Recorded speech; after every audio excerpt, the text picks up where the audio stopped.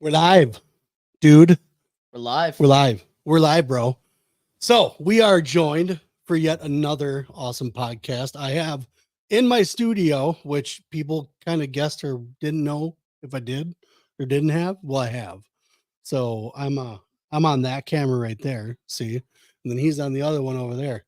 But we are joined with three-time state champion from Denmark, Brock Bergelin, also a three-point takedown owner. Let's give him a hand. Appreciate you coming in, man. Appreciate it. How you doing? Doing well. Yeah. So we're just kind of talking about the three-point takedown, talking about this thing that you're trying to grow. Let's kind of start off with that, and then we'll dig into the Brock Bergelin story. So you start how did you get this started? Like, what made you want to do it? What was the key? Yeah, so and maybe a couple people that watch this will know, but Flickr used to be like a huge platform for trading wrestling shoes back in the day. So, Okay. I grew up my whole life obviously, wearing wrestling shoes while I'm wrestling. Yeah. But also like there was like a huge like collector side of it, and like people would pay like oodles and oodles of money for like these shoes that were like sold out, etc. And like too, like at all these big national tournaments, like people would trade shoes, singlets, or whatever. Yeah. So it was like a very niche market at the time. But there was like one thing that was like for certain, and it's like, like I just felt like the wrestling shoe community as I've grown up through age, like it's just very lazy. I mean, obviously wrestling shoes, they're not tens and 20s of millions of dollars of like, like it's never gonna be that mainstream. Yep. But with that has kind of become laziness. And, I think, throughout time, like some, like there's been stuff that's done right. Like there's been shoes at good price points that are awesome shoes.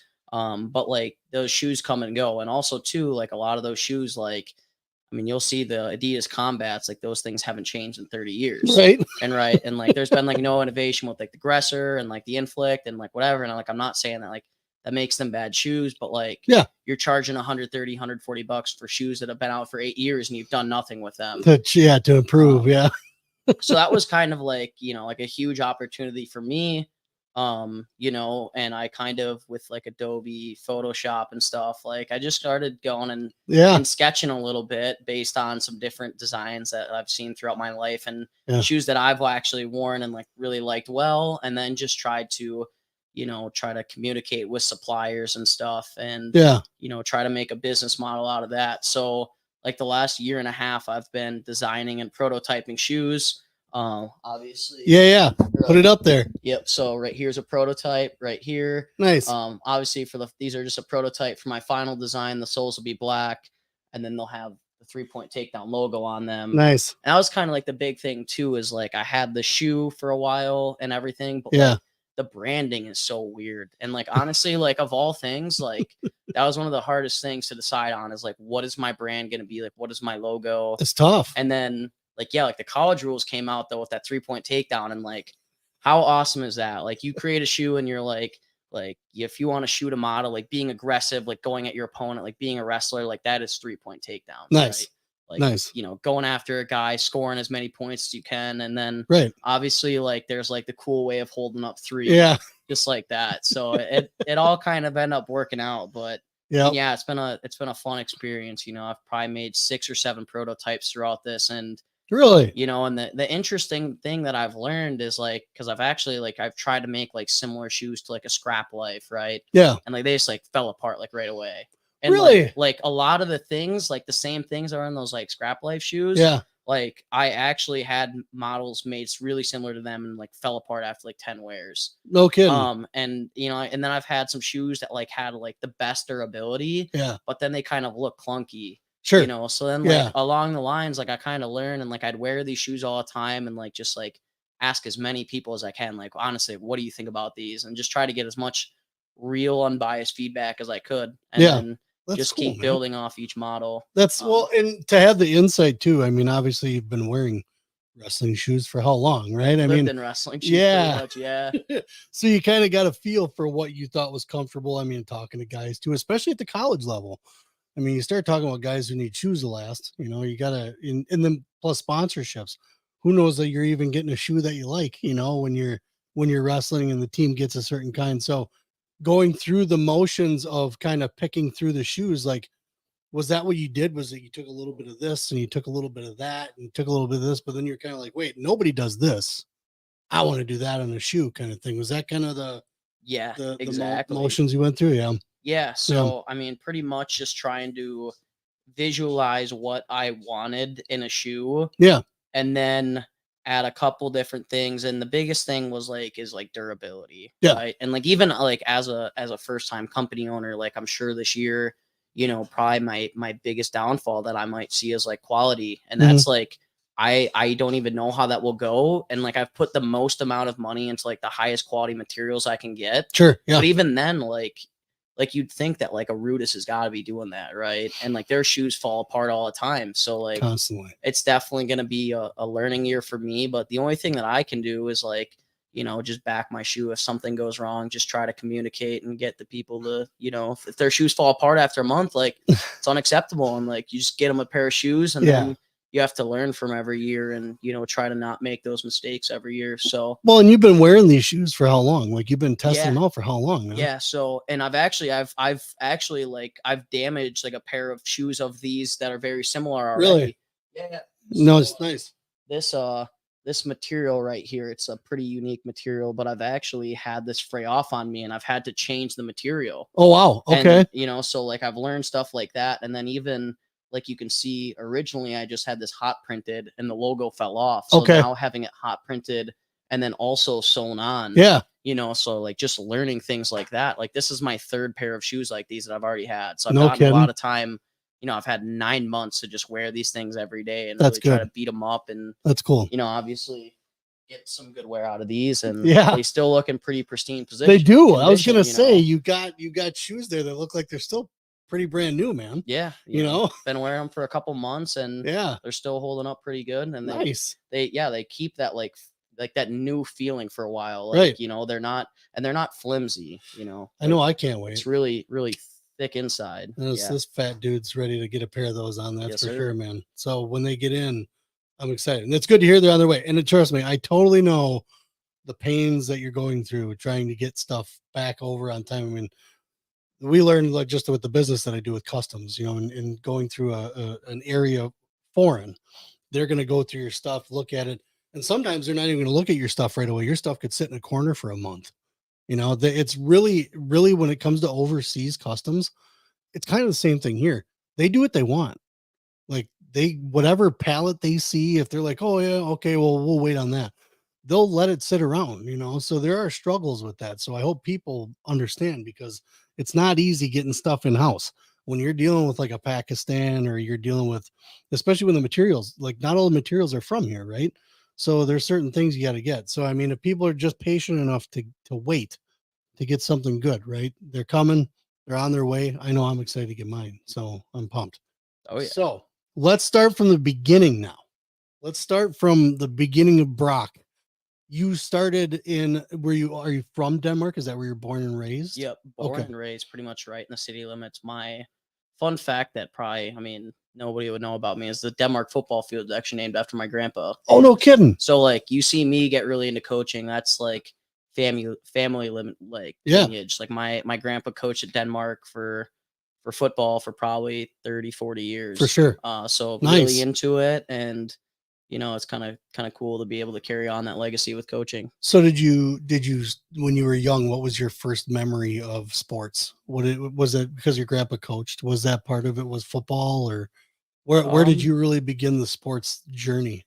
Yeah, so it started with hockey at a really young age. Wow. At like 4, yeah. Hockey in Denmark? No, it wasn't even in Denmark. It was my mom's side of the family. They got a couple hockey players, and my cousin, who's my age, played hockey. Okay. So that's kind of how that began. Nice. But then I gave that 2 years. But the second year, my dad wrestled a little bit, just like a little bit. Like he was like, back when high school used to have like the 95-pound weight class. Okay, yeah. So like pretty much like a freshman in high school, and they're like, yo, dude, like the one guy that's under 95 pounds, and they like got him to join the team and stuff. Yeah. That's awesome. So he joined the team for a couple of years and then hit puberty, and then he no longer needed them, so he quit, but he liked he liked the idea of wrestling, so he threw me out there, and I just loved it, man, from like day one, So you were little. You were little when that Yeah, all started, 5 right? years 5 old. years old. Okay, so that's about when Liam started. But we're with the coaching side of it, were you always the type of guy that had good backup in your corner? Your parents are a good support system, things like that. Like, how was that kind of I guess with lack of a better term, how did they help you through that? Were your parents a big proponent of you wrestling? For sure. Okay, Yeah, okay. it was. I mean, just even like the sacrifice at like a young age to really believe in your kid. Yeah. You know what I mean? Like, Yeah, for sure. it's a big ask, even if like your kid's got all the talent in the world and they're older. Like Yeah. they're like 14 and to get them to practice every day. You know, like I was like 10 years old and like I don't know if you know what like Fox Valley Elite is, but Oh, yeah. like, so I started out at Fox Valley Elite and Yep. like, you know, like just for my parents to drive me all the way over to Appleton. It's the Like, Lees, that was man. like a 45 minute drive. Me and Ty Lee would just beat each other up every day. I just saw him the other day. Yep, Yeah. Nice. Big Kakana boys. And then through time I started going to X Factor and then Kangaroo, and like pretty much like how it worked when I was a kid is like Scott Pilot, X Factor coach. X Factor, yeah. Yep. So like he would just like and like the Bianchis and stuff like those they traveled every tournament. Yeah. But like my parents didn't necessarily come to every tournament just because both my parents are small business owners as well. Yeah. So they wouldn't travel like everything, but like, you know, like they'd get me to every practice. And then for traveling to tournaments and stuff, I'd just jump in whatever van I could and going out to like big poor nationals, like all the, you know, pretty much everywhere. Like same thing that Liam's doing right now. Yeah. Just, yeah. You know. Getting as much in as he can. So when you started out, I mean, you're in a small town. So we used to actually, the house we lived in Oshkosh, we actually went and got the remnants of Denmark mat that they had. They must have gotten a new one. So I think I was working in Oshkosh at the time, and someone had just used mat for sale. And there was actually a girl that I worked with that went to Denmark, Sarah. She was older than you, but I can't remember her last name. But I picked this mat up and I was like, yeah, it's like a purple and yellow. She's like, where'd you pick it up from? I was like, I think it was up by Denmark. She goes, no way, that was the high school mat. So we had a chunk of your high school mat in our dining room for a long, long time. Like I don't think we had a dining room table in the right spot for about 5 years, because that mat was in there. But when you started wrestling, you were young, right? Where did your parents take you to when you were that little? I mean, it was honestly, and like, it was just like every youth tournament. Like I would wrestle like every Saturday, every Sunday. Were they taking you to Fox Valley Elite though? Was that like the first thing? So that was Fox Valley Elite was like the first thing. Really? Yep. Wow. So Fox Valley Elite for like 2 years, just solely Fox Valley Elite. Yeah. Then as I got older, X Factor was a little bit closer. Yeah. And obviously like, guys like Paul Bianchi were in that room. Like I mean, there was killers in that room then. Like, right. Like I wouldn't go on record of saying like we're better than Askren is now, because I don't like by the numbers that I just don't think that's true. But like we were pretty close. Yeah. Like, I think in 1 year there's like of Division II, like of the 14 state champs, I think like 8 of them were out of that club. I remember going to, and this is at Kangaroo, but I mean, if you're talking about that crew, I remember going to Kangaroos where those guys would partner up in the back, and we're talking freestyle season still. Yeah. But those guys are throwing each other and having fun doing it. Like you heard boom in the back corner because someone just got their head, slammed into the mat. But they're all having fun doing it. They're all having fun beating the crap out of each other. They got back up. They shook hands. They laughed about it, that kind of thing. So if you guys are doing that in the Fox Valley Elite room, I can only imagine, because I know how the Lee brothers are, and you guys are crazy, by the way.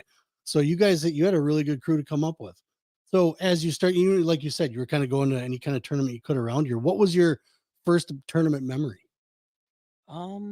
So I would say not necessarily like my first memory of a tournament, but like my first like breakthrough moment where like I felt like I really broke through, and like I still remember that to this day. Yeah. Was taking 8th place at Iowa postseason nationals. That was like, like obviously I'd placed a couple smaller national tournaments, but like those that know wrestling know that like there's like national tournaments and then there's like legit national tournaments. Right. And like back in the day, like Iowa postseason was like the tournament to go to. It was one of them. Yeah, for sure. And yeah, that was before like Flow existed. Like Super 32 kids didn't exist at that time. Right. Yeah. So like if you were a youth kid, like, and if you wanted the best competition, you went to Tulsa or postseason or both. And so when I placed there, I remember that was like big time. That is pretty big, dude. That was back when Super 32 was invite only. I think it was, 32 guys kids, in the bracket. Only 32. and no like kids division. Like I was only in middle school, so I couldn't have even have gone. That's right. It was all high school at the time. So you got down to postseason postseason, right? You said postseason nationals.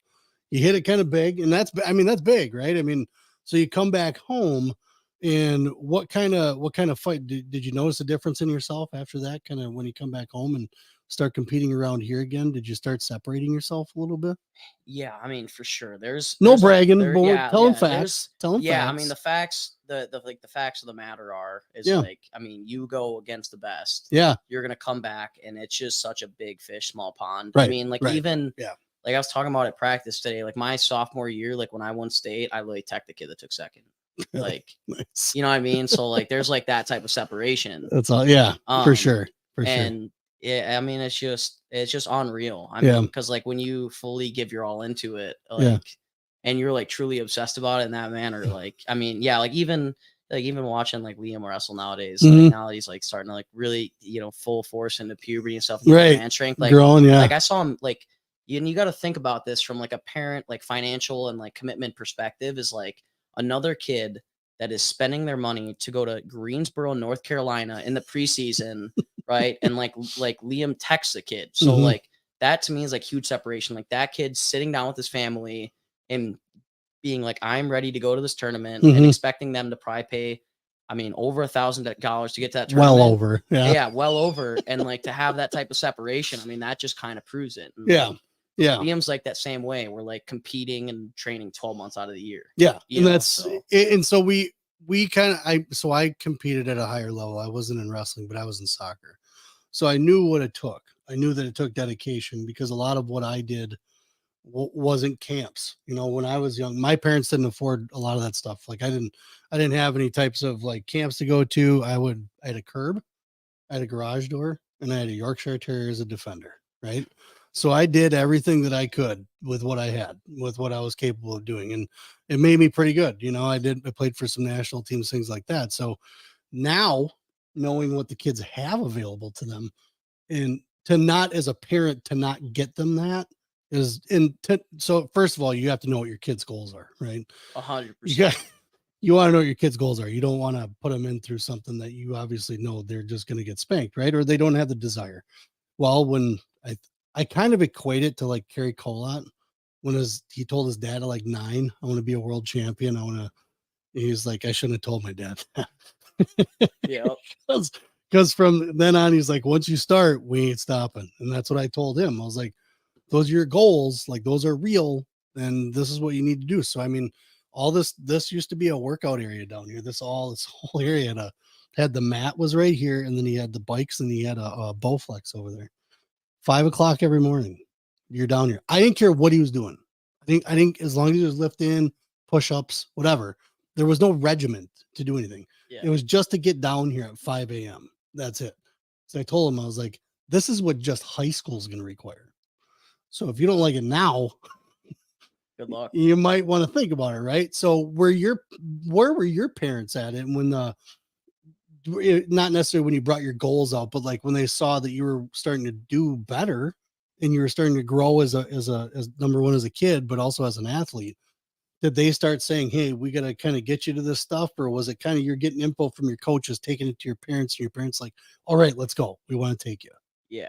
I think it was definitely a little bit of both, but like from a young age, I've just always had like drive. Yeah. I just knew what I wanted. That's awesome. Like I'm a psychopath, dude. Yeah. Like, you know what I mean? I mean, like I'm literally here for like 13 days. I'm doing like, I'm at camps for 12 of those days. And like today was like back to back. Like we got done with work, went to one practice, I went to Kangaroo, and then like come to do this podcast. Like I just, I have the ability to like lock in and really focus, which is like a very desirable trait to have as like an athlete. It is, yeah. And like I would say like, like my mom obviously like never wrestled, and my dad like didn't really wrestle a ton either, get huge into sports. Yeah. So like I would just say like they definitely knew like that they needed to like get me to practice and stuff. Okay. Yeah. But like it wasn't like they were like pushing me. But like too, like if I like, and there's like one specific time where like I didn't want to cut weight. I was actually after I won my first state title in high school. And I was like, screw this, dude. I'm just gonna eat like shit for a couple weeks. Right? Yeah. And so like, and I'd actually, so this was postseason nationals my sophomore year, and I beat the kid that won it at 106. And I was split with the guy that made the finals at 13, and I decided to go 120. And I just wrestled at 106 a couple weeks ago, but like I was growing, like it just like felt weird. Like it felt weird at that point with like cutting weight and stuff. And I remember coming back from that, my mom was not too thrilled. She was like, "You're not taking it serious and stuff." So like there's a little bit of that, but like nothing too crazy. Like definitely not. Sure. I'm sure a lot of more parents give more guidance, but like I just felt like I didn't need, like I really didn't need as much. Like even like I was cooking for myself at like 14, like to like meal prep and shit. Yeah. And like, you know, like that's when you know that like you're taking it on your own, is like when you're starting to take those steps like that. So for me, it's like my parents like were supportive. Like they went and got the groceries. You know, sort of deal, and like they got me to practice until I got my license. Once I had my license, they're like, yippee, you know, like they were probably pretty excited. Like that's where we're at right dude, now. I mean, because like I mean, literally I'd go to the Wisconsin RTC once a week. You're This saying is that, like you got to think, like when I was in high school, we didn't have AWA in Green Bay. So I went to the RTC once. I went to the Askren location, like the main one, once a week. And then I went to X Factor like once or twice, and then I'd go to Kangaroo once or twice. So like that was a lot of driving, and like my parents were, you know, 3 years. I mean, fair enough. Like they're pretty worn out. So like when I got my license, like my parents were ecstatic. They were so pumped, dude. No idea. So I've actually had Liam out a couple of times practice driving, because that's kind of where we're at now. Is like once May hits, you're driving yourself, dude. Like you're driving yourself. So I remember, I think Petey told him that too.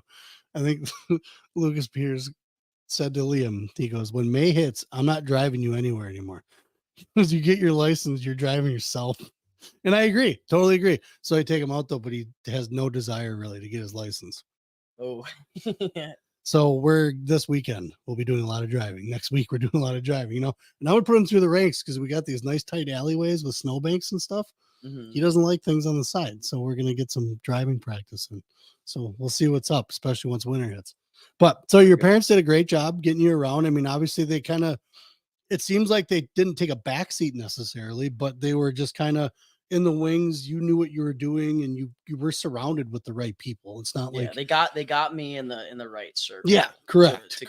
So you had a really tight circle. You had a good circle too on top of that.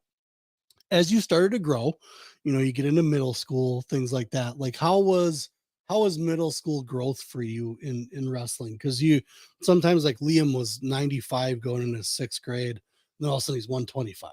You know, how was that going from 6th to 8th grade? How was that growth period for you? Did you struggle like a lot of kids do, or did you happen to grow kind of decently where it worked out all right, and you just kind of?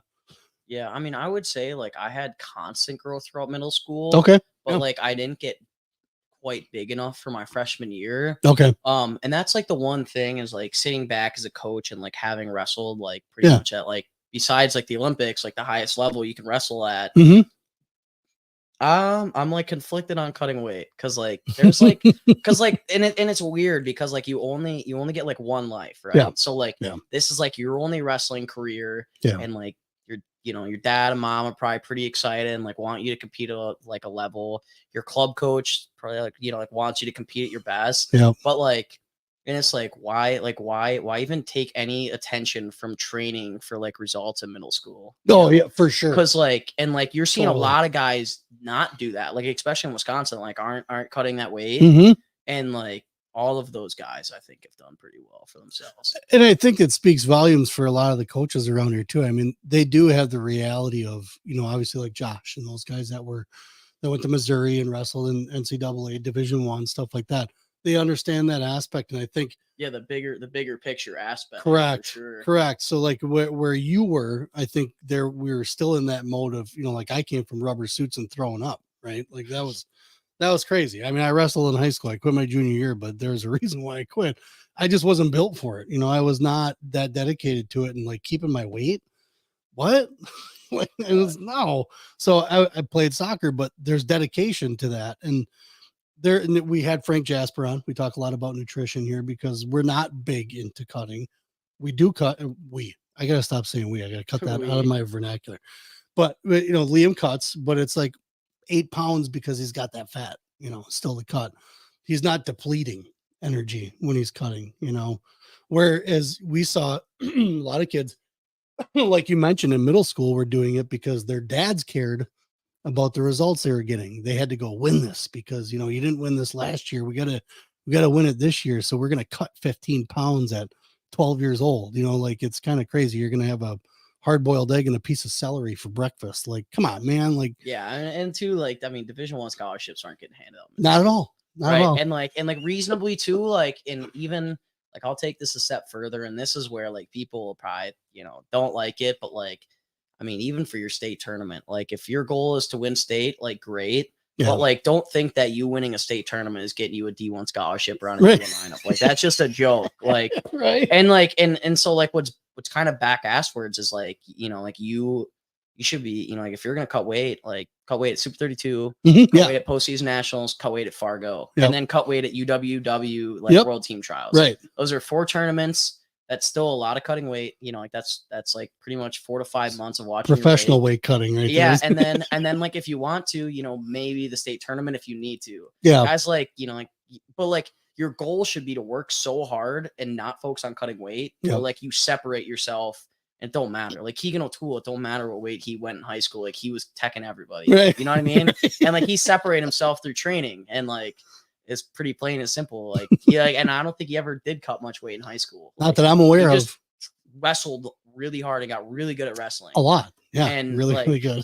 When you're really good at wrestling, man, I mean, you really don't have to cut much weight, and like the effort you put into cutting weight, if you just put that into like just trying to get really good at wrestling, I mean, Yeah. I feel like you're gonna like it way more. Like for sure. You're not gonna burn out as easily, and like there's just a lot of advantages to that, alongside of like actually trying to like get some man muscles for college. Right. You get in college and like, dude, everybody is just so strong. Like, oh my god. Well, and everybody there won a the state Spencer Lee championship. thing, dude. Yeah. It's like, you know, you wrestle some guys on, you're just like, I really don't understand this. Like, Well, and the reason why I asked is because you know who it is. You know, like it's not, and you're gonna go out and wrestle that guy. Like you gotta, it's not like you're gonna work yourself over like fuck, there's no way but you have to go out saying, I'm gonna get this, I want to get this, you know, at least have goals when you're going out, instead of, like you said, you got to lose like a champion. You got to lose with dignity, and going out and just flopping against the guy, even though he may make you look like you are, but you still got to wrestle your ass. I mean, I looked at the picture and some of the video that you had. I mean, you were wrestling your ass off. You weren't not trying, you know, and it's the same thing with Lucas against Bo Bassett. I mean, Lucas got on the legs like twice. That's a lot. I mean, trust me. He got to his legs first. Right. He struck first. For a guy like wrestling a guy like that, I mean, I think Liam wrestled Bo when they were little, when we had Wisconsin Red yet. Yep. Liam wrestled Bo, got teched by him. You know, it was hilarious because it was that whole Pennsylvania team was teching everybody. And our Wisconsin team rolls up to the mat and we're like, oh, we got this Pennsylvania team. Yep. This is not gonna be fun. Yeah, no, and Wisconsin's on the rise too. Oh, like big time right now. PA was just 10 years ahead of everyone. Correct. You know, like that's just the reality. Yep.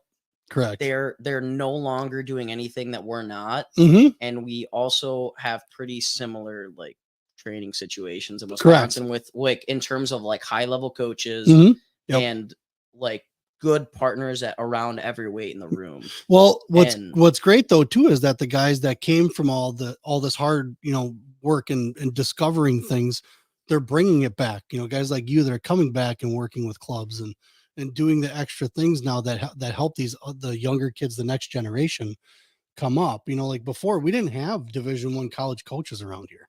Yeah, no, you had some. I don't think growing up like I had any in here full time. No. I mean, and like you know, and that's not to say I didn't have good coaches, but correct, like, right?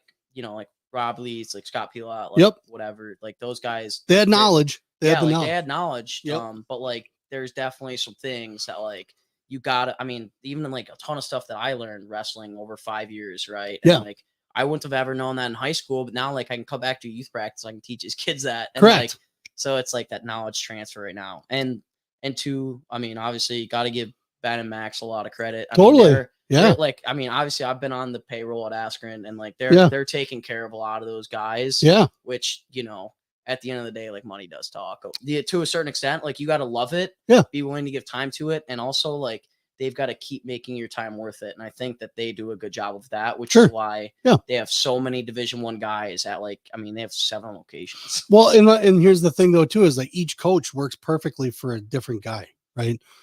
Ben doesn't work perfectly for Liam. Josh does. You know, Max works great for Liam. And there's different philosophies, and like we just didn't have that blend before. You know, we didn't have that mix of coaches that have that knowledge. And now that they're back and they're giving back, I mean, like you said, Wisconsin's jumped exponentially from where they were. You know, maybe not compared to another state or whatever, but from where we were, we are definitely going up. You know, we got the Aiden Sinclairs and the Marisolas and, you know, the tools that have come through here. I mean, you can start naming at least 5 to 10 to 12 guys that have come through here that are now either all American all the way or have won a championship. So whether it's Division 3, NAIA, Division 2, Division 1, there are guys that are making noise. We got Noah Mulvaney just went to Bucknell. He just wrestled the other night. I can't remember what his result was, but I mean, these guys are proving themselves now, and especially the coaches, like you said, Ben and Max. They've got some kind of key because you know they're putting it together and they're doing a really good job with it.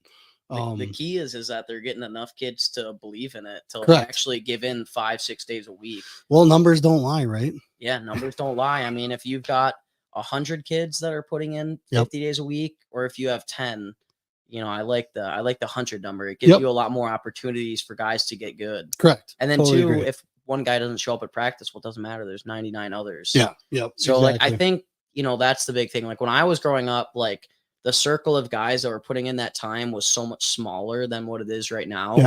Yeah.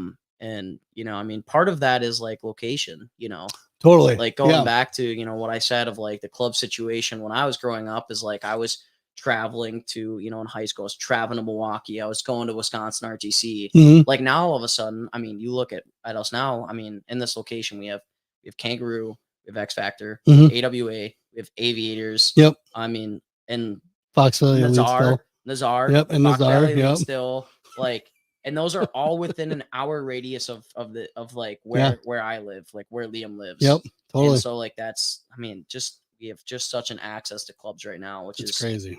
I mean, it's huge for Wisconsin wrestling. Correct. You know, and like talking about this is like, I coach in Michigan and like, there's like no clubs over there. Like if you really get good at wrestling, you have to transfer pretty much. Like you'll go Lowell. Yeah. You go to Lowell or like Detroit Catholic Central. Yeah. And, like those guys pretty much just like all do like their own internal work. Like no kidding. Be like the Shamrock Club out of DCC, the Low Club. Obviously, like Michigan Grappler is a club that I coach. But like we have people travel 3 hours to get there because like that's the only option. And we're still like our club. It's a full day of driving. Yeah, like we average less than like just like even like Green Bay's like wow like AWA does on a daily basis. Holy cow! Like, the club wrestling just isn't as big, and like where it is big is like just like I like Shamrock Elite, like high school stuff. R.I.P. Mike Krause, by the way. I couldn't believe that when I saw that. But I didn't know him personally, but like a lot of people that you know are in Michigan really like that dude. So I started what is now the Sawdust City Slam, Sawdust Nationals.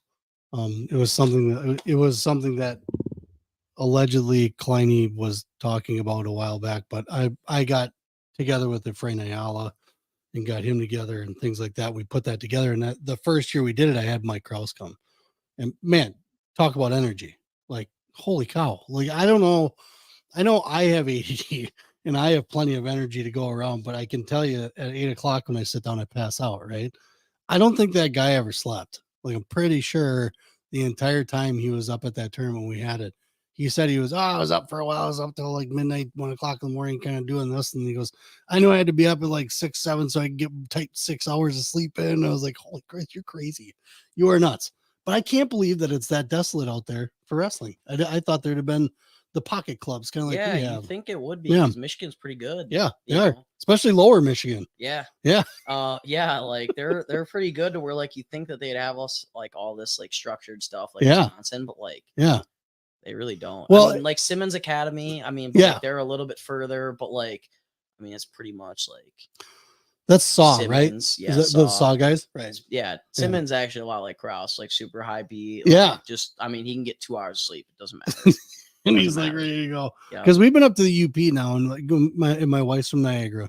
But we've gone to the Iron Mountain tournament up there. We've gone to a couple of smaller ones when he was little, right? And those guys don't like clubs up there because it takes away from the school practice, guys, whatever they got going on. That's the old school mentality, right? That's the way it used to be. Was like if you're representing another club at a youth level, Yeah. other than your own hometown, you're a traitor sort of deal. Right. That was like and like that was a true thing. Like when I was a kid, is like whether or not like you signed up for a tournament under like your hometown name or like your club and like what singlet you wore at the tournament. Yeah. Like right. and like that was like a huge thing. Wasn't and like, really. you know, I think the UP just lives like 10 years behind everyone else. Totally. Totally. Yeah, to say the Totally least. do, yeah. So it doesn't surprise me that, you know, if they still feel that way. But because I know like even around here, like it used to be like that. Yeah. Like, like even like look at how good Luxembourg Casco is. They used to not go to clubs. Really? Like they were literally losing their competitive advantage, and like none of those kids were going to clubs. Yeah. They'd all register under LC, like wear those singlets. Wow. Yeah, and like I'm not. Yeah, I think I remember Bastion for it. doing Like that. that's some good loyalty, but like I'm just saying, like that was like the old school mentality. Right. And then people like over time were like, okay, like this is ridiculous. Like we can't get as good as these guys that are going to clubs 12 months out of the year. Yeah. Like training with like people from all over. Like you know. And then I think it kind of people had to accept that. Yeah. Well, you had to. I mean, well, it's just like I heard when what was it, Beast Cage closed up, right? And AWA bought it. Like there, I mean, don't get me wrong. There's some people who don't want to give Ben Askren money. You know, they're like, where are we gonna go? There's no other club around here. You know, like they're gonna drive another 2 hours somewhere or something like that to go. They saw Crass. You know, Crass is over there too. But they're just, you know, the loyalty thing where we really like going here. We're you know, people love Dennis Hall. They love going to practice with him. He was a unique dude. You know, there were some people that weren't too happy when it happened. And it's like, hey man, you got to get better somehow, right? Like, I mean, just bite the bullet. You know, for a while I wasn't a Ben Askren fan either. We wound up sending Liam to Askren because numbers don't lie, right? Like I think Ben can attest to the times I've probably been after him on Twitter, kind of giving him crap about something, but the numbers don't lie. It's proven. Like watching the guys that Liam was wrestling and seeing where they were at his club. I think it was at Aviators at the time. Then he's wrestling. You can see the difference. You know, you can see the old school wrestling technique versus the new stuff that's coming around, and it's going to be here to stay. You know, so it's good to see a lot of the coaches though now are starting to work together. The club coaches are all starting to click. They know they talk to each other. I like that too. That team It's Wisconsin's awesome. tight. Yes. Very tight. Team Wisconsin's super tight. Yep. And it's a good thing. It works. So back to you now. When you were kind of you got done with middle school and kind of coming up in the 8th grade, you're going to be going into high school. Obviously, we know Denmark wasn't a powerhouse by any means, but like, what were you kind of striving towards once you're getting into high school? Like, what weight were you? 106? I was 106. Yeah, 106. I mean, right I was even like I wrestled like when I'd wrestle national and stuff. Yeah, competing like 100, like 100. Yeah, so I wasn't like 94 small or anything. Right. But yeah, no, I started out high school pretty hot. I was like 28-0, and I was like nice, starting to get cocky and shit, you know, dude, like have fun with it, like because like a lot of people fucking wrote me off, dude. Like a lot of people were like, yeah, like well, and because this is like, I mean, dude, you gotta think like 10 years ago is like a long, like I came into high school at 10 years. Yeah. And like how far Wisconsin wrestling has come. But like it used to be like the old mentality. So like people would be like, yeah, we'll see how good you do when you get in high school and shit. And like high school is tough and like and whatnot. And I start off at 28-0. Just fucking up everybody, dude.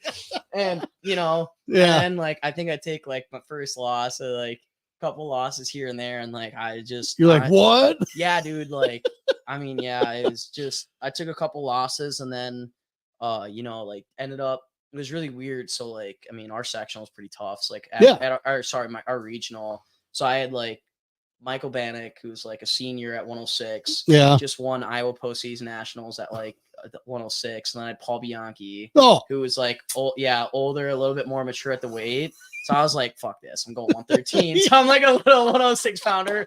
I bumped up to 113. And dude, I lost a close final to the guy that ended up taking 5th. He was a senior, Dylan Mickey. Yep. If you ever heard of him. Yep. So I lost to him in overtime.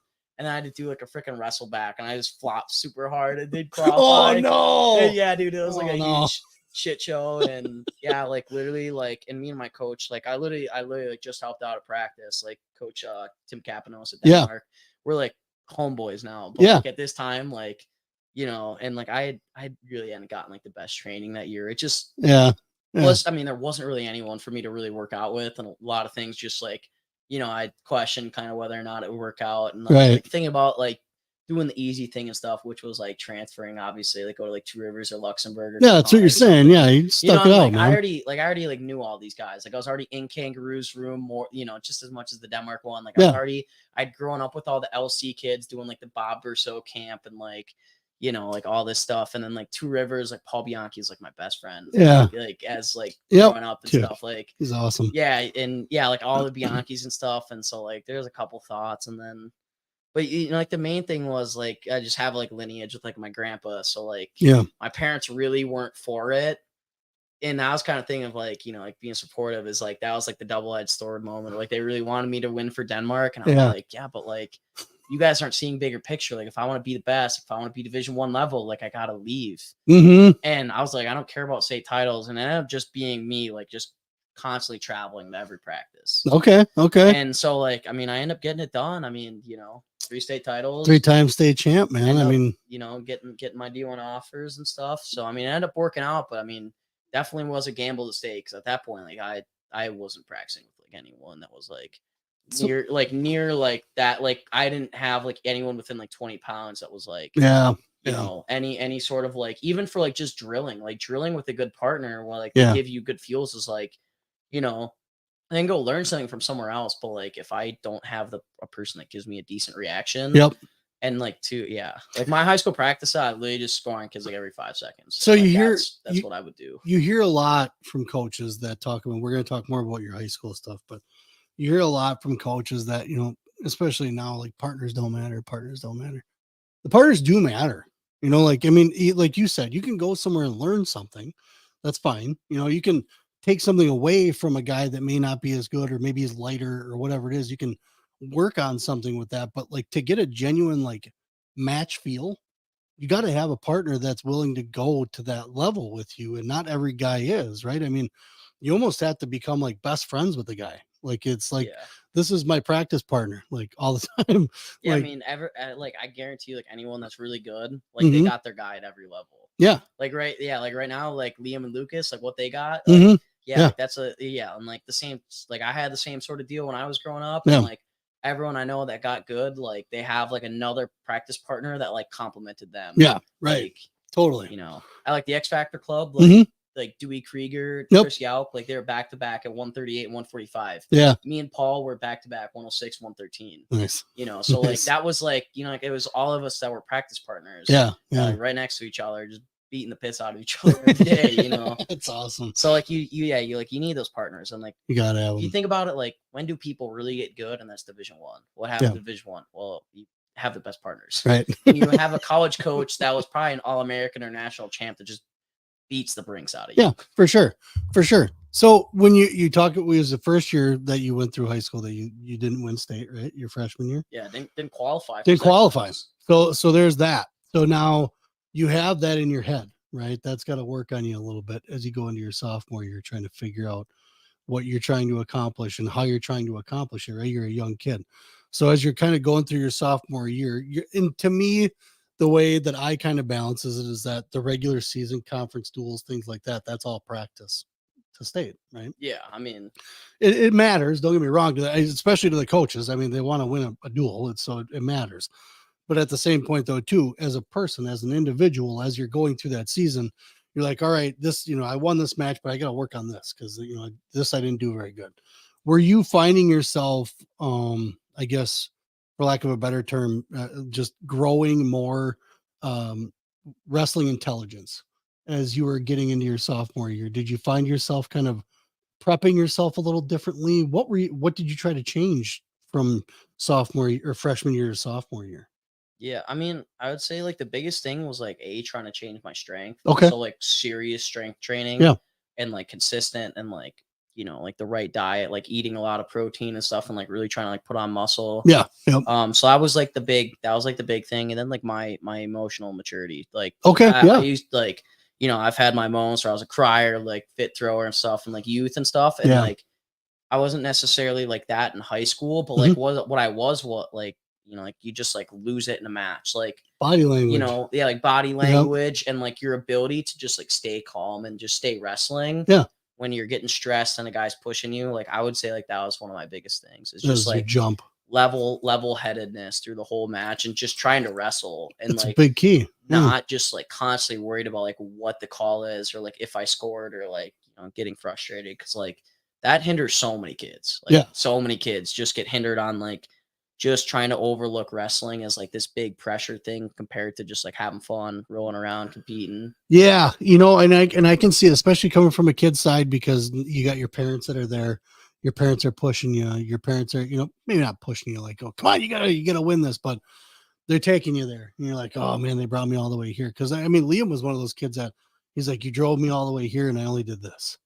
I'm like, yeah. So then as a parent, I had to like, and as an athlete too, I kind of understood, but I had to step back and be like, yeah, but you did this pretty damn good compared to last time. You may not have won.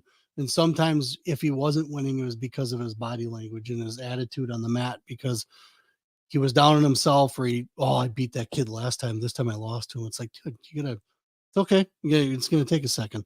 So as you kind of went through that growth, as you got into your junior year, because you win state your sophomore, how'd that feel? Number one, coming from your freshman year, not even making it to state, your sophomore year, you win it. So let's talk about that for a second, though. Yeah, I mean, dude, so what was wild and two is like I like couldn't get overexcited because like I wrestled. Sure. So the number 2 guy in the state, like I teched in the sectional finals. Wow. So like, and this is the kid, like he's for sure gonna be the kid that I wrestle in the finals. Yeah. Just tech them.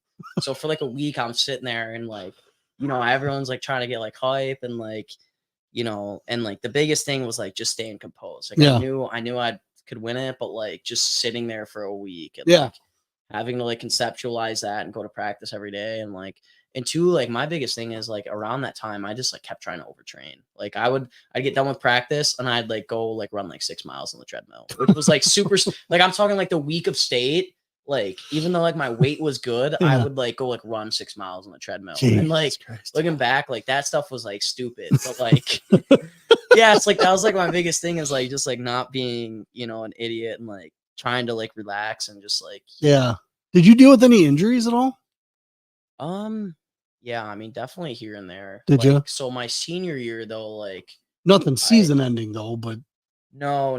I mean, I've like torn a rotator cuff. Okay. I didn't need to get surgery on it. Yeah. But like I needed to take a couple months off. But yeah. The big thing is my senior year, actually, I headlocked a kid, and when he landed, like I like pretty much like cracked the bone like right here. And I couldn't open my eye for my senior year state finals day. Really? Yeah, I didn't open my eye for like 7 days after the finals. It's actually like I didn't enjoy like that whole day because I was just like sitting there and like I couldn't open my eye and it was just like tearing, but I couldn't like do anything with my eye. No, man.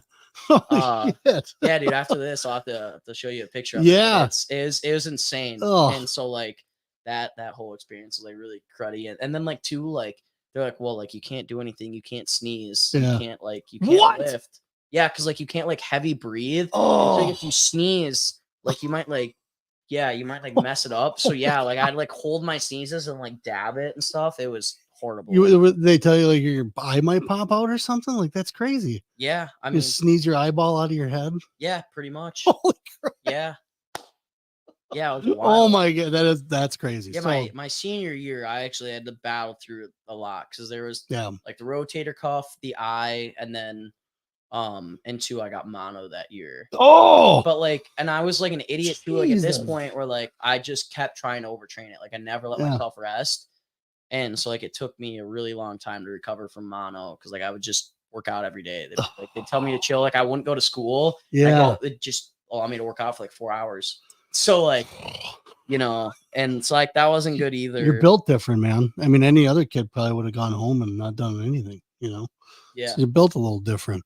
Yeah, I mean, like how if you're just sitting at home, like what are you gonna do? And like it's like, and two, like like I obviously like wrestled at Battle on the Bay that year. Yeah, kind of like right when like the symptoms started showing, and like I lost to a kid that I teched. Like I pinned this kid in 40 seconds. And I tech pinned him and I lost this kid. Senior year, it caused me to not go undefeated. Did you? So, because I never experienced mono. When you were going into those matches, that particular day, did you feel like it was just a cold, or just had maybe like you felt, well, I'll get the tournament done today and tomorrow? Like a 50-year-old smoker.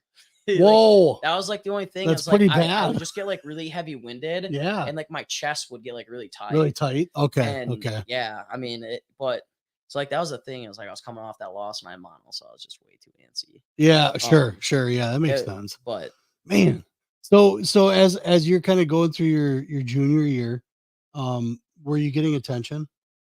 Yeah, for sure. So because I had the third place at Fargo my sophomore. Okay. And then I took second at World Team Trials also that year. So Nice. that definitely helped. Yeah. Hell yeah. Get attention early. Okay. Who was calling you? Who was talking to you? I mean, honestly, was Tom a lot. Was Tom talking to you already? Yeah, Tom had been talking to me. I visited there twice already my junior year. Oh, did you? Okay. Yeah. Okay. And then, a lot of Big Ten schools, but like I wasn't one of those kids that necessarily wanted that attention. I just wanted to wrestle. Okay. You know okay. what I mean? Yeah. And so like I think, and actually like too, like I would recommend that for everyone is like, if you're the man, yeah, maybe go to a school that like the men are gonna go to, but like, like there's nothing wrong with going to a smaller school. Cause like even the smallest schools, like they're still gonna have resources you've never had before. Well, look at like Grandview. partners. I mean that's a perfect example of a school that's just been dominant, right? And they're D3, right? NAIA. Yeah. See, there's proof that there are plenty of schools that are out there that have what you're looking for somewhat. But we've been, and I don't know how your parents dealt with it with you, because I mean, I didn't get recruited for soccer because my grades were horrible, but I was playing national teams, so I didn't care, right? That was the pinnacle to me anyways. But with grades and things, like we tell Liam, hey, you got to like the school. You got to be able to go to school there to get a degree in something that you want. That's because wrestling ends. It does end, and you have to have something that you can fall back on. So did you have that more in your frame of mind when you were looking at schools, or were you kind of just like, okay, I don't want to wrestle here. I don't want to wrestle here, but I'll wrestle here. I like the coaches. Or did you think about it all? It's a lot for a kid to go through. Yeah, it's it is. 16, 17 years old. I mean, you're thinking about the next 4 or 5 years of your life. So what were you kind of going through when you were thinking about that your junior year, kind of starting it out? Yeah. Well, I wanted to be taken care of financially. That was big to me. Yep. And then I forgot to mention that. And I grew up caring about my grades. So like Ivy was close to being on the table if I would have focused on my scores for a little bit. Yeah. Just being an athlete, they can pull a lot of strings for you. Like I'm not talking like I was like 4.2 GPA, but I was like 3.8. Yeah. Like, they can pull a lot of strings for you. So like that was kind of in question too. But then it was like I kind of wanted to go to a school that was like top 25. Like I'm not for sure. I didn't want to go to a school where it's gonna be top 10 and like, like there's gonna be X, Y, and Z guy. And like I did want to go to Wisconsin. Okay. Not the Barry Davis probably you probably ain't watching this, but so you never know, dude. And this is what's wild. So my junior year, I take an unofficial to Wisconsin. Okay. They don't put it in writing. Always get offers in writing. Yeah. Right? So like, and like Wisconsin was my number one school, and like they kind of knew that like, I really wanted to go to Wisconsin too. Yeah. And they're like, yeah, like we should be able to get you like a 50% number. And I'm like, you know what? Honestly, it's not going to pay for all my school, but I'm fine with that amount of debt. Like it probably would have been like 40 or 50. Sure. For the opportunity. Yeah. And because I really want to be a Badger. And then, all of a sudden the next year comes, I take second at World Team Trials again. I All-American at Fargo. Like I do all these different things that like should improve my stock and like getting recruited by like a ton more schools at this point. Yeah. And then Wisconsin comes back and they're like, oh, 10%, like being an in-state guy. And then they had nobody. They had no, like the whole time that I was in college, they didn't have a 25 pounder. Jimenez got hurt. Yeah. And then they pretty much had like nobody.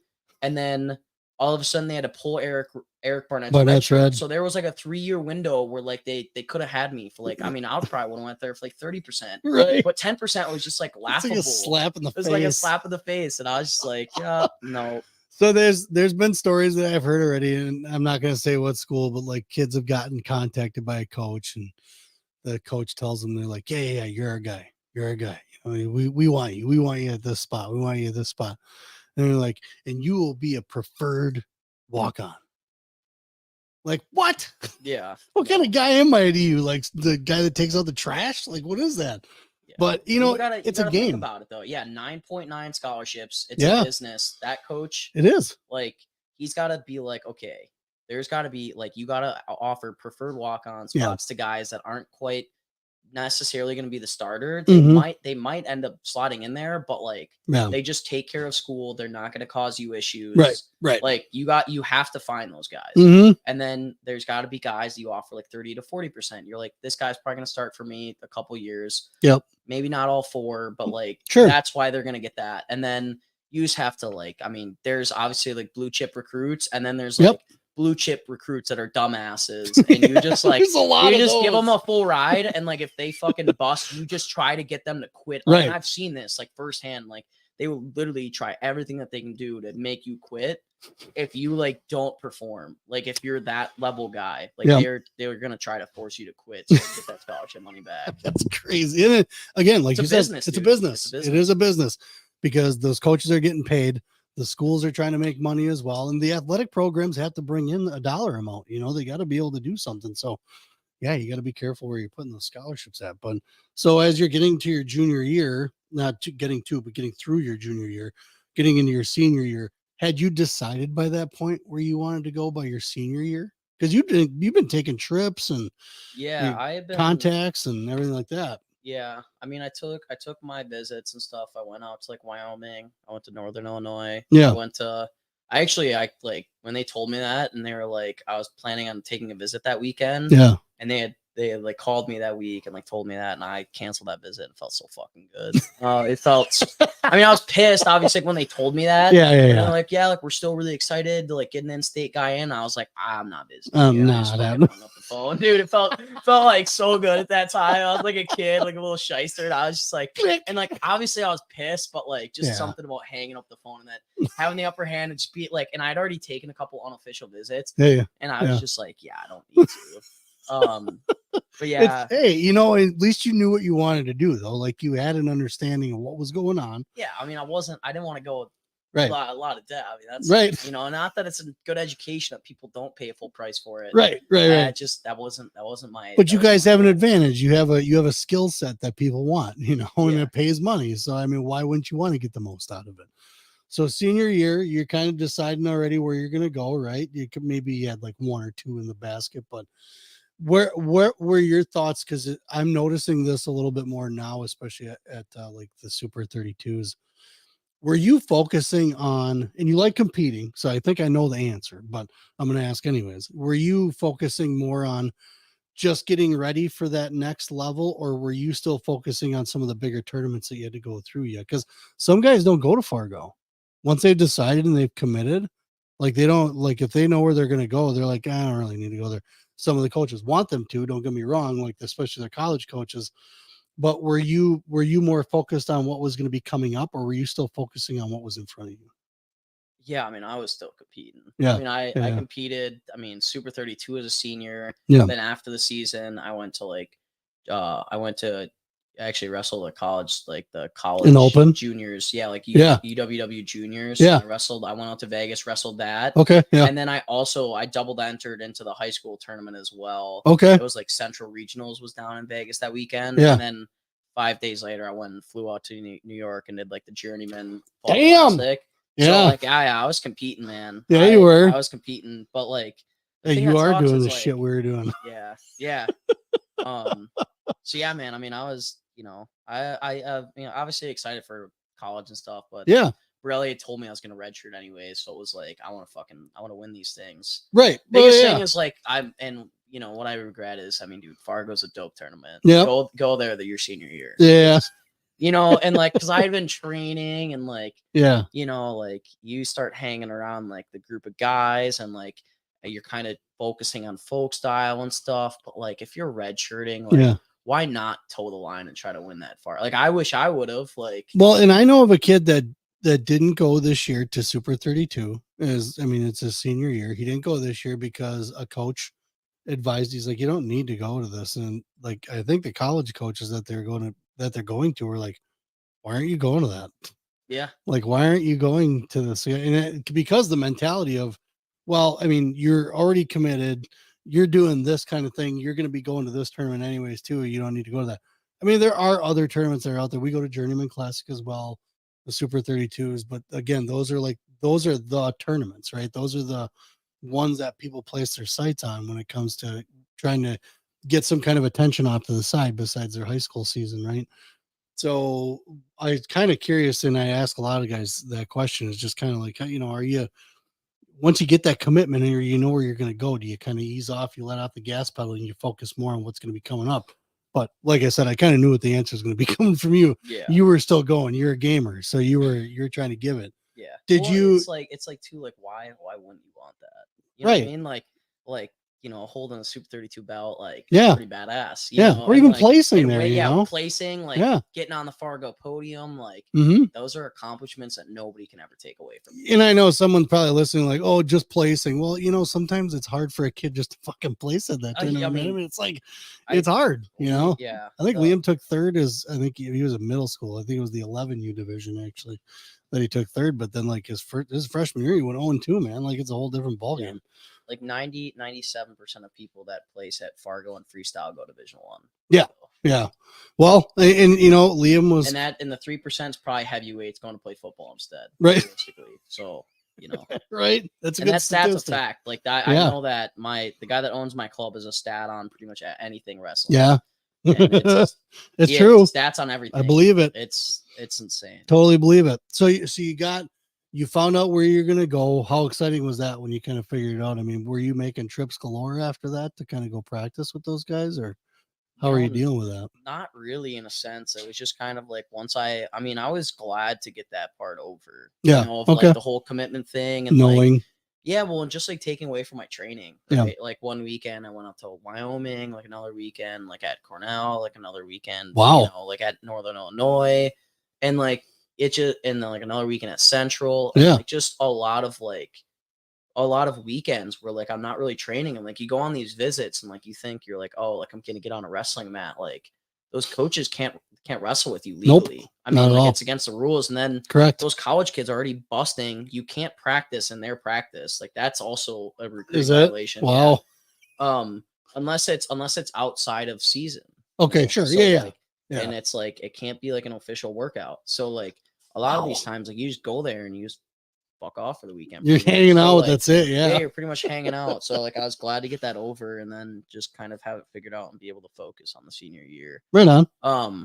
And what sucks is like in an ideal world, I think everyone just gets recruited after their senior year, so they never have to worry about it until they're kind of done with like the bulk of their high school career. But like that's never going to happen. So it's going to be earlier and earlier. Which state championship was the most memorable and special to you? Ooh, probably my junior year, just because my junior year, the first period went 0-0, and I got hit in like a nasty switch. And so I ended up down 2-0, and then I just put it on them. Yeah, that anger came in 7 or 8-2 or something. So like that one felt the best, and like 2, like that kid wanted to beat me really bad. So like obviously fun. Yeah, Mom, he gave you something. Right? Yeah, he gave me something. Like his like mom gave like like his mom was like kind of like yelling on the side and stuff. Yeah, well, just like and like seeing that kid in like a lot of practice rooms, and like the mom would always come up to me and be like, "Well, my son is like gonna be at your weight, and he's gonna give you a run for your money." I'm like, "We'll fucking see." Like, you know what I mean? Like, I'm like, "We'll see." Yeah. And so that one felt the best to me, for sure. Don't sing it, bring it, sister. Yeah. That's awesome. That's cool. I mean, obviously, it's not like you're like yelling at it or nothing, but that's cool that you kind of took it to that level. You're like, all right, well, let's see what happens, man.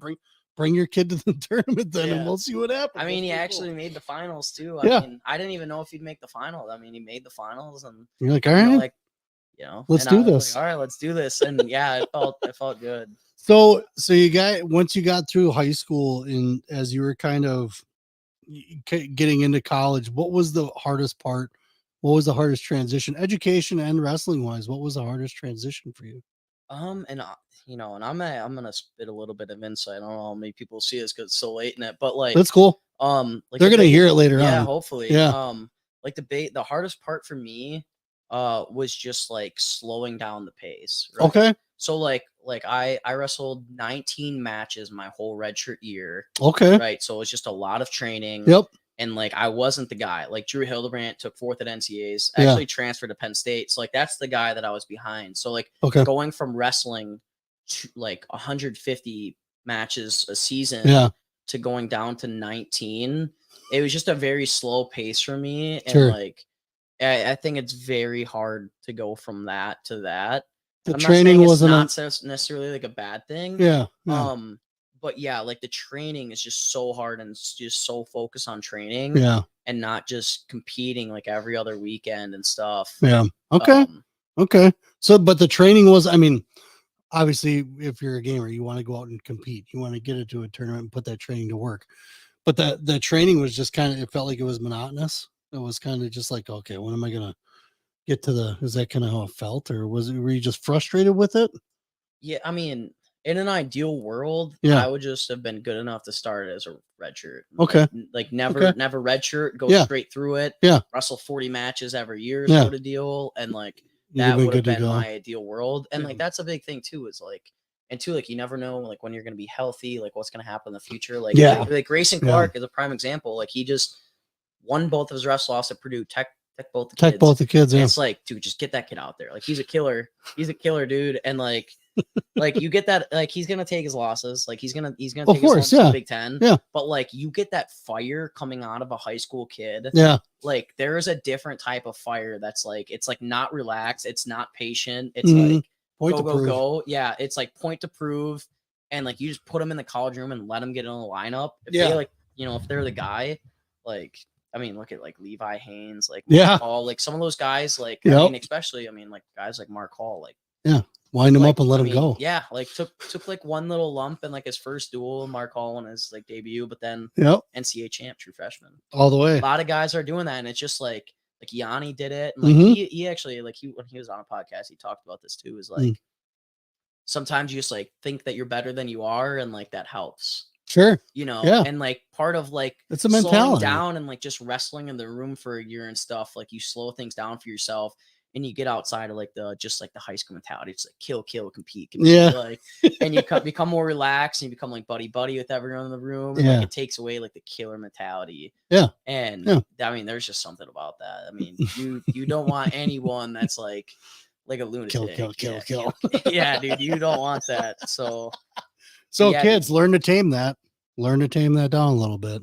So as you got into college, where were some of the struggles that were I guess on the mat? De-redshirted, so you went through some of the opens, but then they released your red shirt, right? Were there some of the hardships that you had kind of competing? Like what were some of the toughest roads that you had to go down your first year wrestling in college? Dude, it was neutral, bro. Was it really? Yeah, it's like everybody in college is usually like top and bottom. Yeah, I was like pretty good top and bottom. Okay. Didn't struggle there at all, but I trained way too much Greco in high school. Yeah, dude. So like you're that P-Lock group though, dude, too. The so P-Lock crew and like, dude, and like the big thing is too is like especially in college, kids are just constantly looking to get to your legs. And like, as you get to that level, like the mistakes become less and less. Yep. And like I'm not saying like you can't become a scrambling guru, but I wasn't in the program. Like I had decent scrambling from high school, but I wasn't in a college program where like that was gonna be huge. Yeah. And like I think for like I wasn't like it's not like I was taking it to the guy like all the time, like looking to get the shot within like the first 10 seconds. Yeah. And like you have a lot of kids that do that. It's like a lot of kids like are in on your legs in 5 seconds. Yeah. Even if they're not the best finisher, but like that part was weird for me. Is like I had to get a lot better on neutral in college. Like a ton better. Yeah. And could just do underhooks.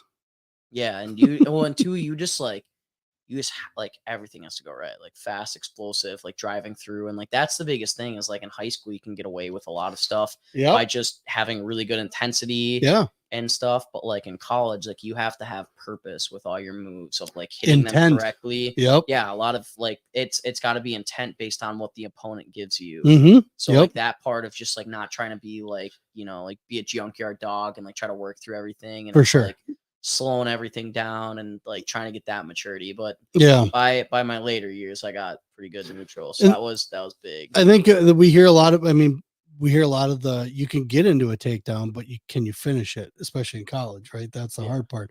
You can get on legs all day long, but are you going to score points from it?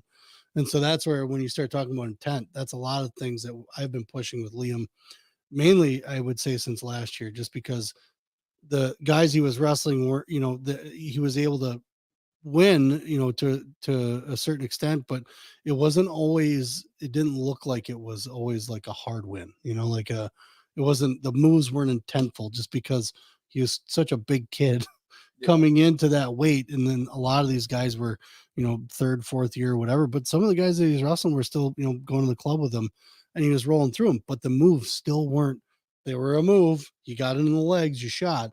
But how much intent was behind that move? And you kind of watch the power that someone puts into a move.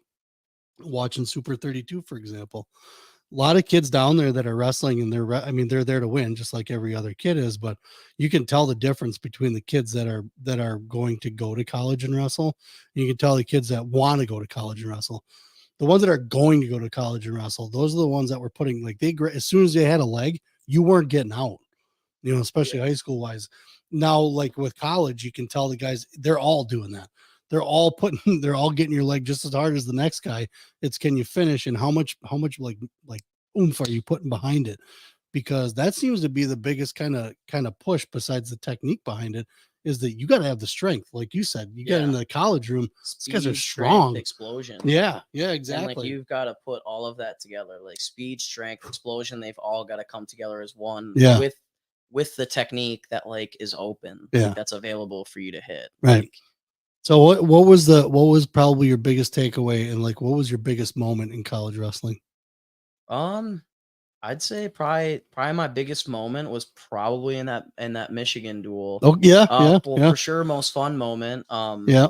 I didn't qualify for nationals. I went, I believe, like 23-11 my senior year. Okay. I got ranked as high as 26, but what's the qualification for that? So for some people that don't understand, what is that? It's frustrating, man. So, like, if you want to qualify for the NCAAs, but possibly never start a day in your life, go to the Big Ten. Okay. But like, if you want to start and have a good experience, and like, like, you're gonna have to really be a top 15 to qualify, then go to a different conference. Okay. And that's kind of the frustrating part. So, like, my story is like, there's like the coaches ranking, and then there's RPI. Okay. RPI is like statistics, who beat who, head to head stuff. Yeah.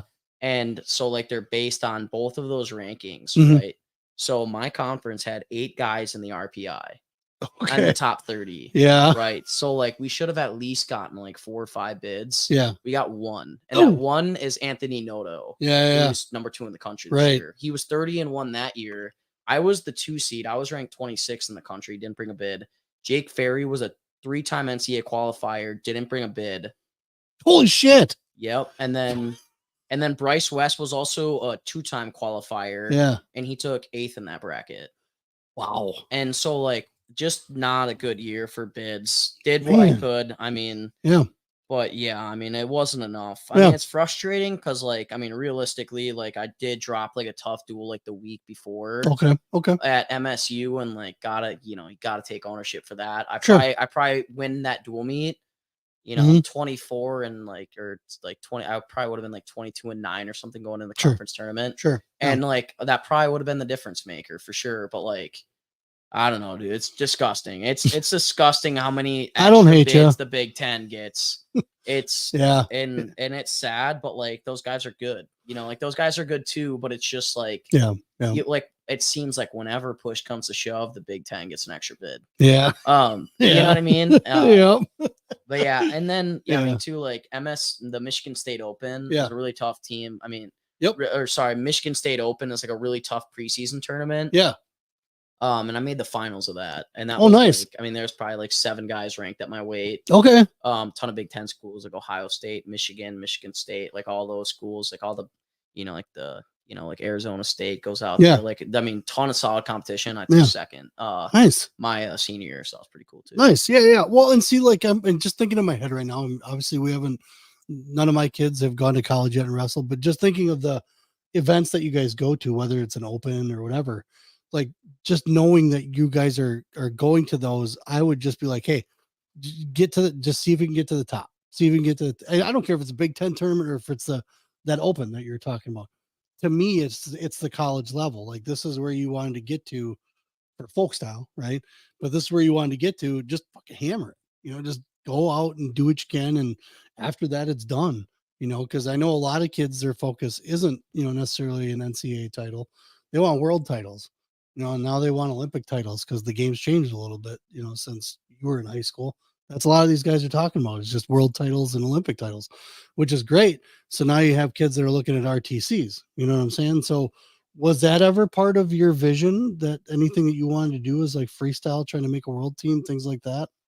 I mean, yeah, going back to it, I mean, definitely Greco when I was Yeah. younger, but Yeah. I kind of really wanted to wrestle Division 1, Yeah. and I just knew realistically, like, yeah, I could try to make a team eventually, Yeah. but like the reality is like if you're trying to do that shit half-ass at the Olympic level, like Yeah. wrestling folk style 8 months out of the year, Greco a couple, Yeah. and like even if I could make the team on the US, Yeah. like the reality is like there's people outside of the US that are training that shit since 5 years All old, the time. 12 months out of the year. We talked to Lucas Stelt about that a lot. Yeah, and it's it's just a joke. Like, and Yeah. I'm all for what Lucas Stelt is doing. Like, Yeah. if you want to wrestle, go to Lucas Stelt. Yeah. If you want to do Greco, Yeah. and if you're serious Go. about it, you go there. Do Just it. don't even do high school. Don't Like, even and think I about it. know that's like so hard to see because you're only like one athlete. Right. But Right. it's like if that's your goal, then what are you doing messing around with all this intermediate bullshit? Yeah. Just to like say you did it. Like, Right. I Right. mean, that's just gonna hinder you, and like you have to accept that. So like for me, it was like, I mean, yeah, I took second at World Team Trials twice. Yeah. Almost won Fargo. Roman Bravo Young headlocked me to beat me. I was winning 8-4-4 on criteria, and he headlocked me. And you got to wrestle some fucking great guys, Yeah, like dude. some really great competitors. So that's the other thing too, is like when you're in college, you made it to the D1 level, you're wrestling against guys who also had to make the D1 level. Like these Yeah. guys are good guys. Like you're not just wrestling against, oh crap, I beat him last year and now I'm losing to him. No. Like these guys you're gonna have a hard time every single day against, So I mean, that's the other thing, is getting to have that piece of it, and then you get the knowledge to bring back to the kids, to be able to coach, which is a big thing. So as you're kind of getting into, when you were at Central Michigan, were you getting more and more into that coaching mode that you talk about a Yeah, lot? well, my coach would always actually give me Tom Borelli. He'd Yeah. give me crap and be like, Bergelin, I already know you're getting into coaching sort of deal. Cause like I'd like talk through like younger classmen. Like I have high wrestling IQ. Like I can talk about like every little situation. Yeah. I'm like a huge film nerd. Okay. Yeah. I'll just watch like wrestling film like anytime we have like tournaments and stuff. Nice. And like Yeah. I just have a nick for it. Yeah. So like Yeah. I think he kind of saw that, and then I didn't really know.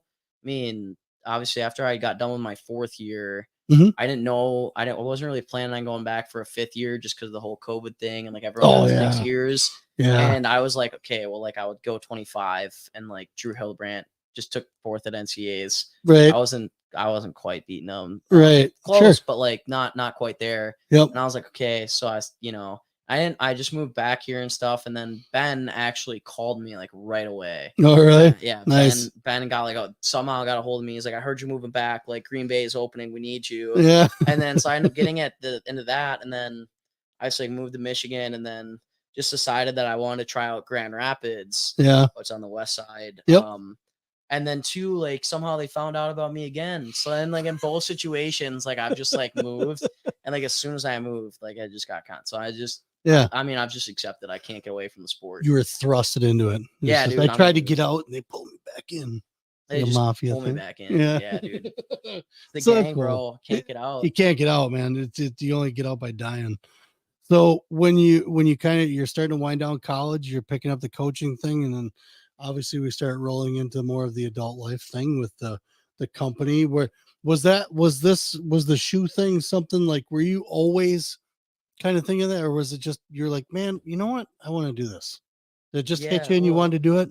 I mean, I'd always thought about it when I was a kid. Okay. But then like when I was in college, yeah, not really as much, but like I always collected shoes here and there. So like it was always kind of there, just not in that capacity. But then you were taking like graphic design classes in college, or anything I like just that? taught all my that was all learned when I started this. But then like that was kind of the thing, is like the curious and I mean, like I said, like as years have gone, I've just noticed that like the shoes have gotten worse and worse. Yeah.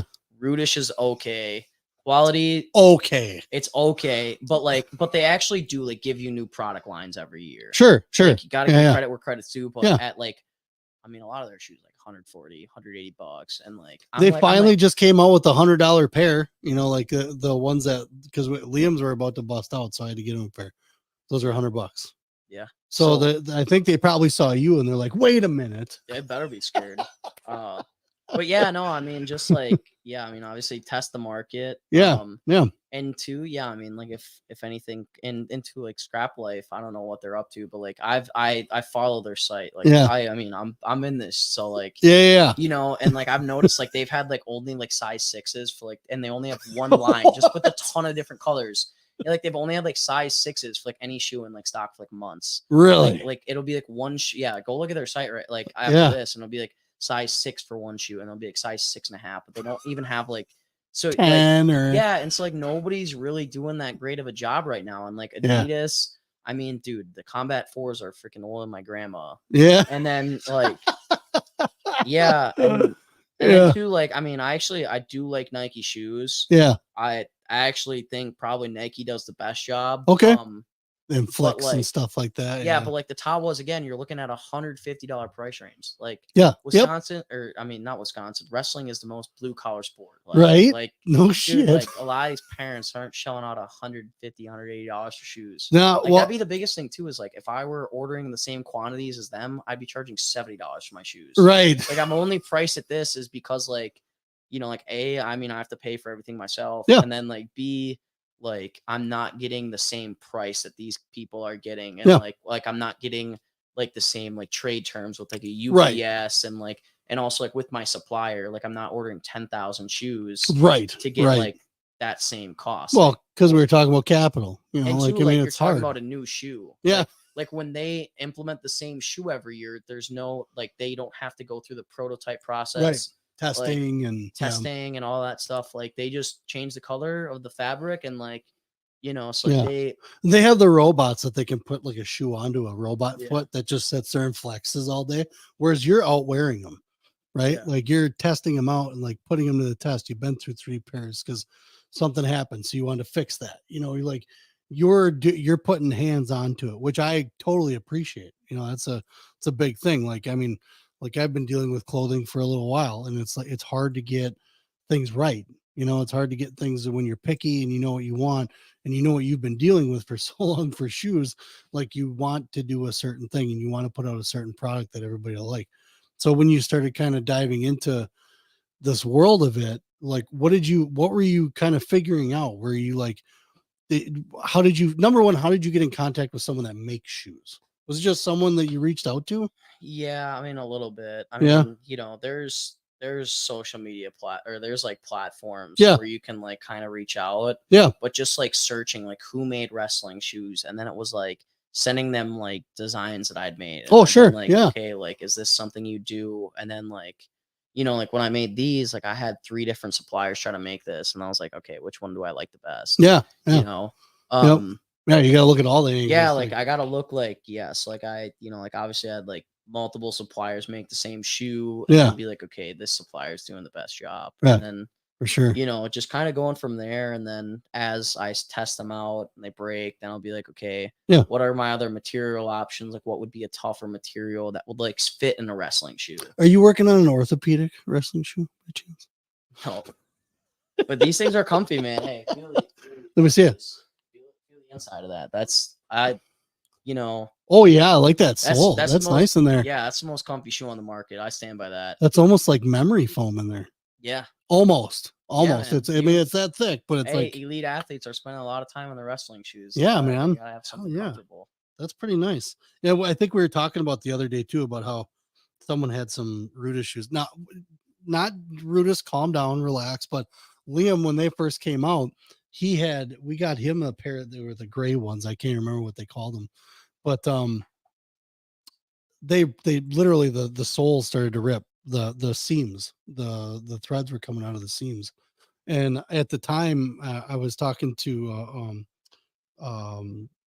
Dave Schultz's wife, Nancy, and I messaged her because I knew she was a part of the group that was kind of making. I'm like, hey, like these broke already. You know, like there's some kind of. She's like, oh my god, She goes, send those back. We'll get you another pair. So that at that time Yeah. they were small and they were able to kind of handle some of the workload, you know, kind of thing that was going on. Now there's so many people have their shoes and they've had how many different designs out now, right? But I think, you know, obviously they fixed some stuff, but when you're pumping out that much, it's hard to have quality control over everything, right? Like you're putting thousands of shoes out on the streets, you're going to have some issues, but it seemed like a lot of them were the same. You know, like Liam's soul issue, he was not the only one. We had like 4 or 5 friends, they bought some. Like, yeah, ours did that too in like the first 30 days. And I was like, I don't know, man. I guess it's growing pains, just got to get through it kind of thing. But it's nice to be able to see someone who's hands on doing the kind of thing. Like I said, you're testing them, you're wearing them, and things like that. So ultimately, obviously, your goal is to get an affordable shoe out there for everybody to be able to afford, for the parents and the kids have a shoe that's going to last them for a long time. I like how they look. I love the design. I love how far back it on the backside, how far down it dips. Yep. I love that. A little more ankle protection on the side. Still got room to move. So that's nice. Is there anything else you got coming up down the pipeline that maybe you can kind of give us a hint on? Anything new coming out? Yeah, I mean, definitely partnering with people. Okay. Like NIL shoes. Okay. Would be cool. There you go. Yeah, I mean, a couple different ideas kind of been thrown around, but like the cool thing to do would be like some sort of shoe that's similar to this. Yeah.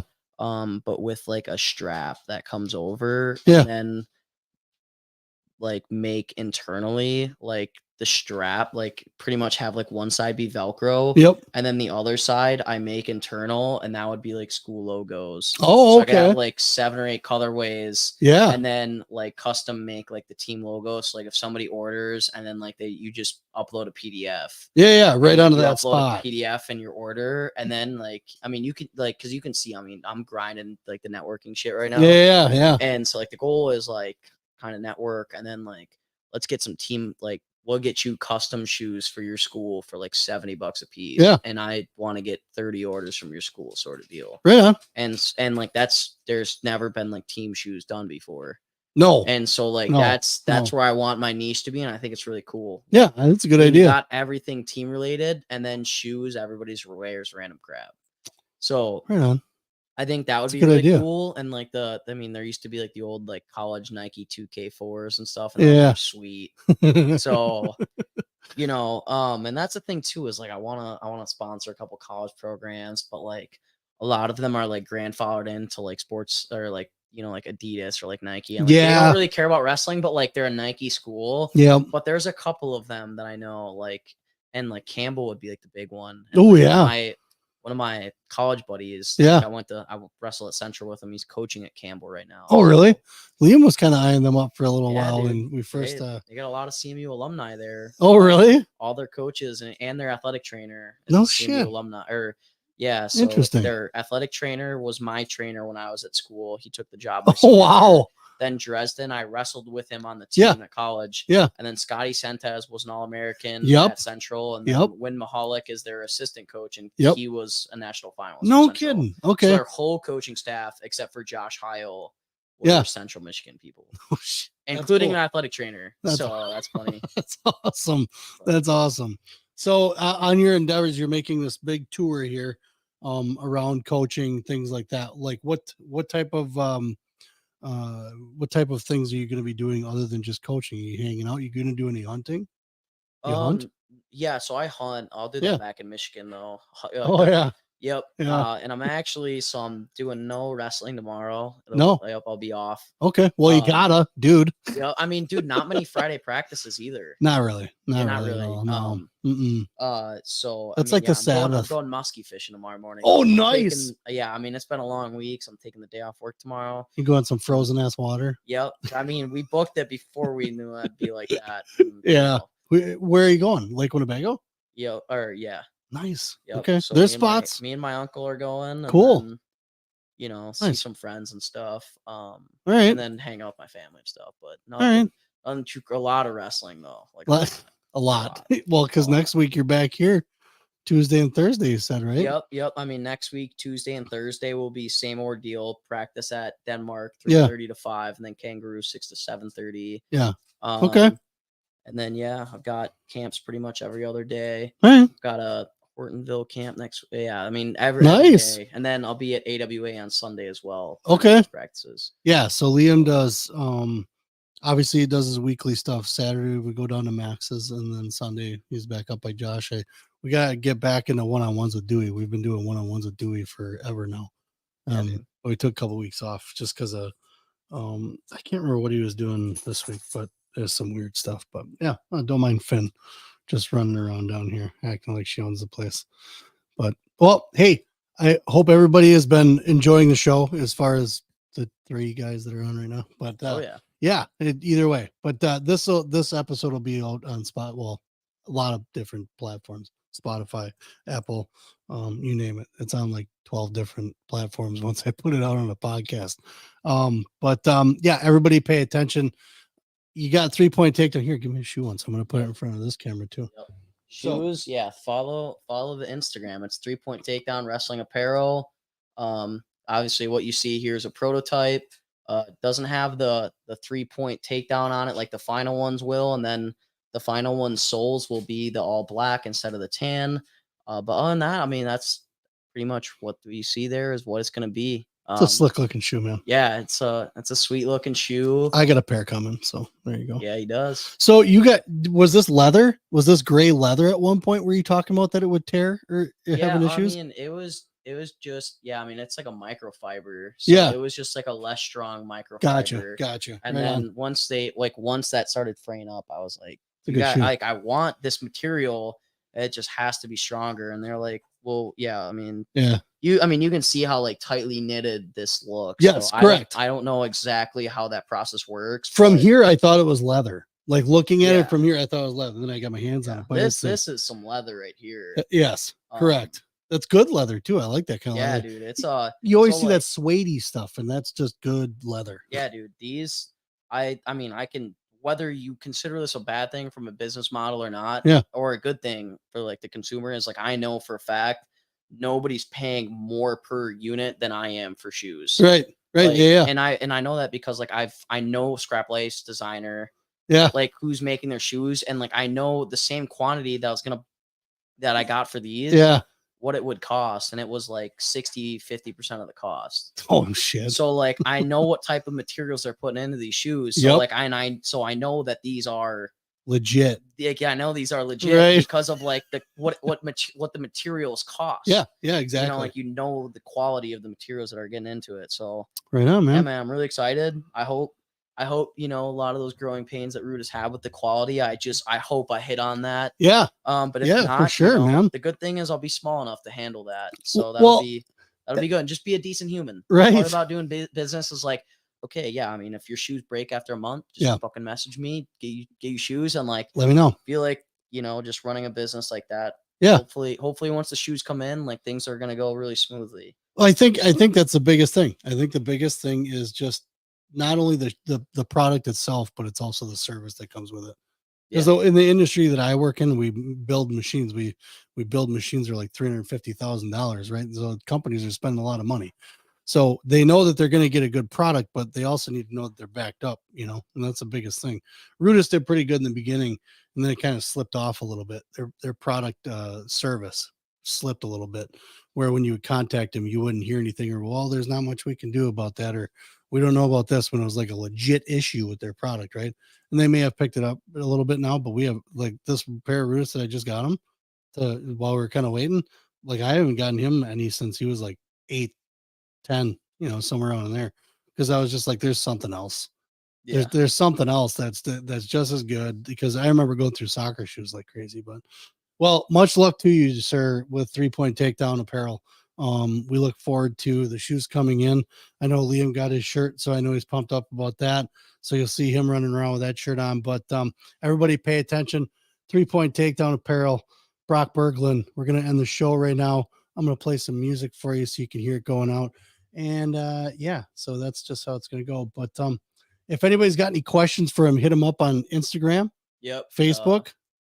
Instagram is kind of the main point for my business. So it'll be 3-Point Takedown Wrestling Apparel. Okay. Yep. So yeah, I mean, if you have any questions about the shoes or anything wrestling related Yep. or going to college and wrestling, any Yep. of that, you know, just reach out to me there. We'll put all your stuff in the podcast when I put that all together. I'll put your Instagram on there and the website I'll put in there so everybody will have access to that. But hope everybody enjoyed. We're out.